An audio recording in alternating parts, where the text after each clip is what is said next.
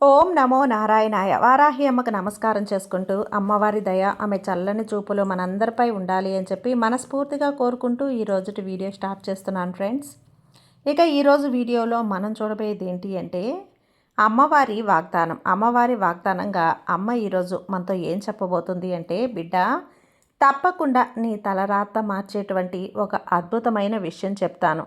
ఈ అమ్మ సత్యవాక్కు నువ్వు తప్పకుండా విన్నప్పుడు నీ యొక్క జీవితం అద్భుతంగా మారుతుంది. ఎందుకంటే ఈ అమ్మ ఆశీర్వాదం ఉంది. ఈ నా మాటలు నువ్వు వినలేదు కదా, అయితే ఈ వారాహి అమ్మ నీ వెంట ఉండగా నీకు దిగులెందుకు చెప్పు, గెలుపు నీకు నిశ్చయంగా ఉంటుంది అని చెప్పాను కదా. కానీ నువ్వు ఎందుకో ఆందోళన పడుతున్నావు. ఆందోళన అవసరం లేదు బిడ్డ.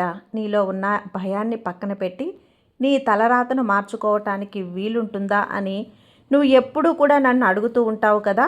నువ్వు పుట్టినప్పటి నుంచే భగవంతుడు నీ తలరాతను రాసేస్తాడు. కానీ నువ్వు పూజలు ఎందుకు చెయ్యాలి అని నీకు అనుమానం వస్తే దీనికి సమాధానం ఇదే బిడ్డ.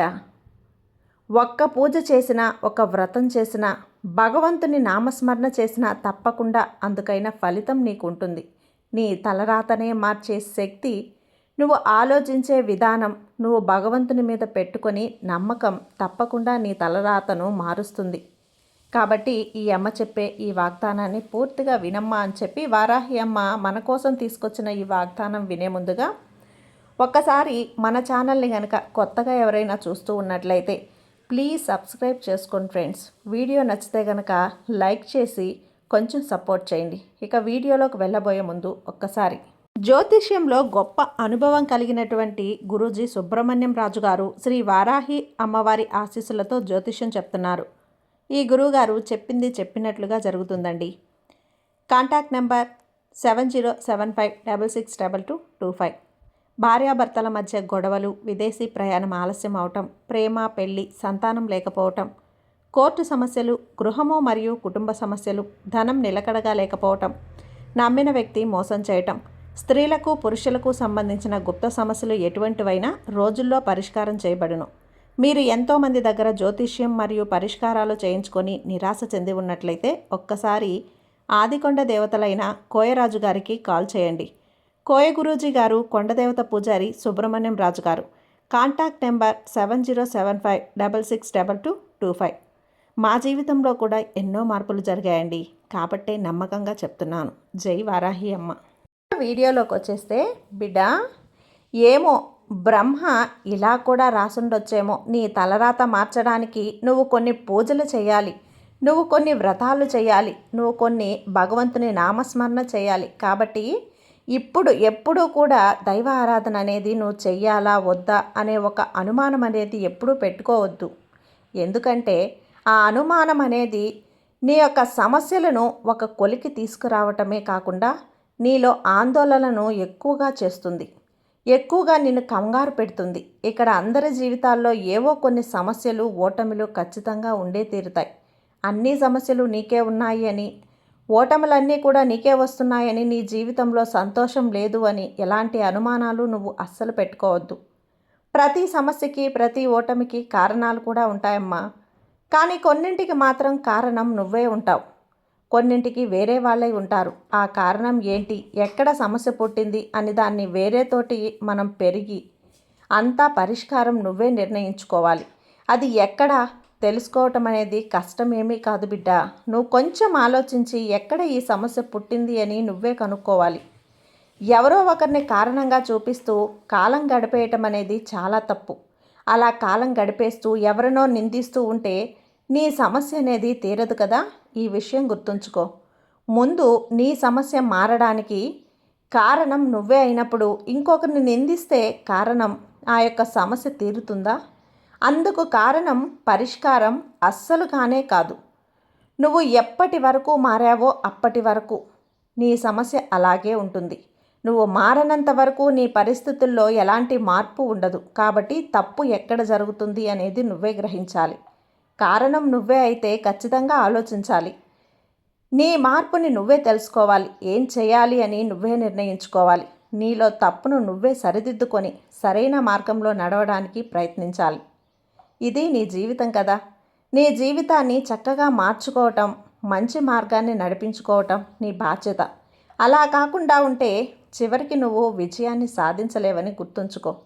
అలా కాకుండా ఎప్పుడూ కూడా ఎవరో ఒకరి మీద నిందలు వేస్తూ ఉంటే అది ఖచ్చితంగా తప్పే అవుతుంది. ఇంకా నీ జీవితాల్లో వచ్చే మనుషులు, వ్యక్తులు మరికొందరిలో వాళ్ళందరిలో నీకు పరిచయాలు ఏర్పడుతూ ఉంటాయి. ఆ పరిచయాలన్నీ కూడా అవసరమా కాదా అనేది పక్కన పెడితే జీవితంలో వచ్చే పరిచయాలు అవసరమవుతాయి అలా చెబుతూ ఉంటారు కొందరు. కానీ కొన్ని పరిచయాల వల్ల సమస్యలు కూడా పుడుతూ ఉంటాయి. కానీ సమస్య రాకుండా మెలకువగా నడుచుకోవాల్సింది నువ్వే. ఇప్పుడు ఏ విషయం గురించి నువ్వు ఆలోచిస్తున్నావు చెప్పు.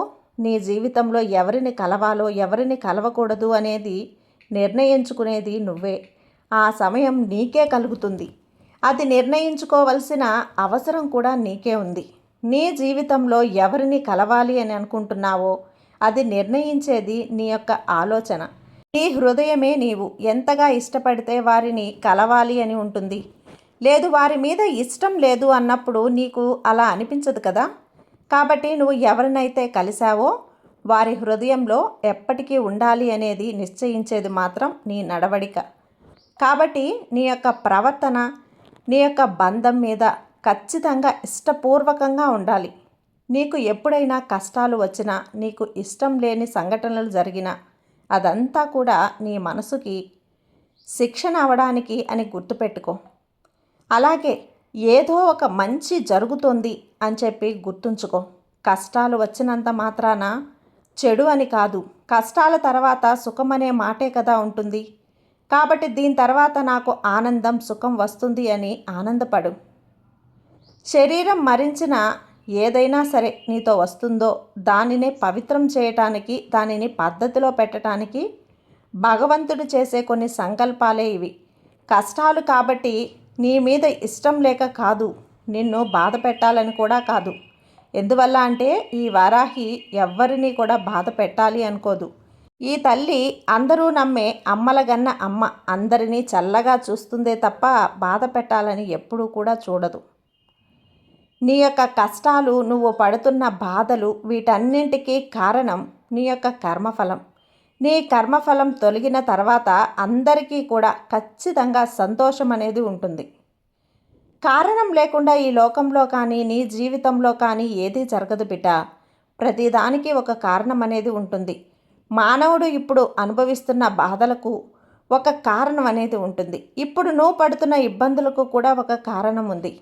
నీవు పూర్వజన్మ కర్మో, నువ్వు తెలిసి తెలియకో చేసిన కర్మ తీర్చుకోవాలంటే కూడా ఈ కష్టాల్ని అనుభవించక తప్పదు. ఎందుకంటే ఈ లోకంలో ప్రతి జీవికి కూడా జన్మించడానికి కారణం ఉంటుంది.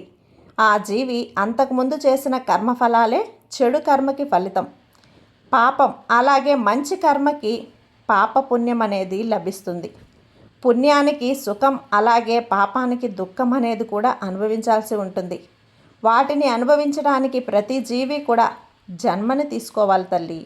అది మనిషి అయినా లేదా కీటకమైనా, పక్షి అయినా, జంతువైనా, ఏదైనా సరే ఖచ్చితంగా అనుభవించి తీరాలి. వాటి కర్మానుసారం ఆ తర్వాత కాలం చెందాల్సిందేనమ్మా. మనిషికి జీవితాంతం తోడుండేవాళ్ళు ఎవరంటే, తోడుండేవాళ్ళు ఎవరో కాదు, నీకు నువ్వే. నీ యొక్క బలమే, నీలోని బలమే, నీలోని శక్తి, నీలోని ధైర్యం, నీలోని నమ్మకం, ఇవన్నీ కూడా ఈ వారాహి మొక్కిన వాళ్ళకి తప్పకుండా అనుగ్రహిస్తాను.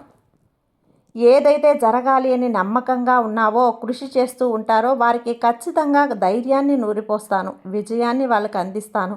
ఎలాంటి అనుమానం పెట్టుకోకుండా కృషి మీద మాత్రం పట్టుదల అనేది, లక్ష్యం అనేది మీరు పెట్టినప్పుడు తప్పకుండా మీకు జీవితంలో విజయం మాత్రమే ఉంటుంది. బిడ్డ, నీకు భగవంతుని అనుగ్రహం లేదు అని ఎప్పుడూ కూడా బాధపడద్దు. ఎందువల్ల అంటే నువ్వు మానవ జన్మ ఎత్తావు అంటేనే భగవంతుని అనుగ్రహం వల్ల అని గుర్తుంచుకో. ఈ అమ్మ చెప్తున్నాను కదా, ఈ అమ్మ చెప్పింది అక్షర సత్యం. భగవంతుడు ప్రసాదించిన అమూల్యమైన వరమే నీకు ఈ మానవ జన్మ జీవితం. ప్రపంచంలో సుఖం అనేది ఒక రంగుల కళ లాంటిది. అదే జీవితం అని భ్రమిస్తూ ఉంటాం. నువ్వు నీకు జీవితం వెనుక ఉన్న ఆత్మ యొక్క మహాజీవితం ఉందని గ్రహించాలి. కాబట్టి ఇప్పుడు నీకు జరిగేవన్నీ కూడా తాత్కాలికమే బిడ్డ. నీకు శాశ్వతంగా ఉండేవి, అలాగే నీలోని ధైర్యం అనే సుఖ దుఃఖాలని నిర్ణయిస్తూ ఉంటుంది. నీ యొక్క ఆలోచన వల్లే నువ్వు అందంగా ఉండాలా లేదా సంతోషంగా ఉండాలా దుఃఖం పడాలా అనేది ఖచ్చితంగా నిర్ణయించబడుతుంది. కాబట్టి ఈ అమ్మ చెప్పే ఈ చక్కటి ఒక్కటి నువ్వు ఎప్పుడూ కూడా ధైర్యంగా ఉండాలి. నీలో ఏం జరిగినా కూడా భగవంతుడు ఏది ఇస్తే అది నేను స్వీకరిస్తాను అనే ఒక మనస్థితికి నువ్వు రావాలి. అప్పుడే నీ ఆనందాన్ని నువ్వు కోల్పోవు. అంతేకాకుండా భగవంతుడు ఏది ఇచ్చినప్పుడు అది సంతోషంగా నువ్వు స్వీకరించి కాలానికి అనుగుణంగా వెళ్ళినప్పుడు నీకు ఎలాంటి సమస్యలు ఉండవమ్మా. ఇది రాలేదు, ఇది కాలేదు అని చెప్పి సంకోచం ఉండొద్దు, మన బాధ ఉండొద్దు. ఏదైనా సరే నువ్వు ఆనందంగా స్వీకరించు. వచ్చిన దాన్ని నువ్వు అందుకో. దాన్ని పరిష్కరించుకోగల సామర్థ్యం నీకు ఉంటుంది. ఆ యొక్క సామర్థ్యాన్ని తప్పకుండా నువ్వు అందుకోవాలి. ఈ తల్లి నీకు అందిస్తాను. నువ్వు నీ జీవితాన్ని సంతోషంగా జీవించాలమ్మా. నువ్వు ఇక ఈ ఒక ప్రార్థన పెట్టావు కదా తల్లి, ఆ ప్రార్థన తప్పకుండా తీరుతుంది. నీ ఎన్నో రోజుల కోరిక అది త్వరలో నీకు తీరబోతుంది. నిశ్చింతగా ఉండు. ఈ అమ్మ ఆశీర్వాదం ఎప్పుడూ నీకుంటుంది. నీ జీవితంలో ఇక అంతా కూడా సంతోషమే బిడ్డ. ధైర్యంగా ఉండమ్మా. నా నామస్మరణ చేస్తూ ఉండు. నీకు అంతా మంచి జరుగుతుంది. ఈ తల్లి ఆశీర్వాదం ఎప్పుడూ నీపై ఉంటుంది. సర్వే జన సుఖినో భవంతు. జై వారాహి.